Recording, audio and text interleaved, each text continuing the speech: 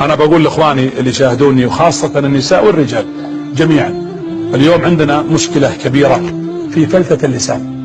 الغيبة ليست سهلة، ترى الله بيحاسبنا على كل كلمة نقولها.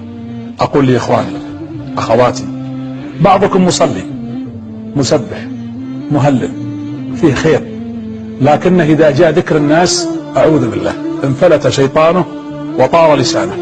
يا جماعة ترى الغيبة والنميمة، خاصة النميمة ونقل الكلام، سببت أحيانا طلاق، وسببت شك بين الزوجين، وسببت فرقة، وآذت الناس، وفصلت شخص من وظيفته، ومنعت صاحب حق حقه، وظلمت وفعلت. والله جل وعلا لن يترك الظالم إذا ظلم ذلك المظلوم وتسبب عليه. تخيل واحد يرفع كفه، يا رب كل من أخطأ في حقي ولا تكلم في عرضي ولا اغتابني اللهم أهلكه أو افعل به كذا. وش راح يكون موقفك؟ وصية محب، وصية مشفق، وصية لكل رجل، وصية لكل امرأة، وصية لكل شاب، وصية لكل مغرد، وصية لكل من يتابع.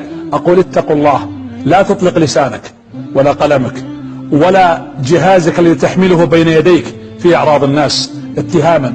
إن كان فيه ما تقول فقد اغتبته، وإن لم يكن فيه ما تقول فقد بهته. وكلا الأمرين خطيرين. الغيبة، النبي في حديث أنس البخاري لما عرج به إلى السماء يقول اطلعت على أهل النار فوجدت أناسا لهم أظفار من نحاس يخمشون وجوههم وصدورهم، قلت من هؤلاء يا جبريل؟ قال أولئك الذين يأكلون لحوم الناس فيقعون في أعراضهم.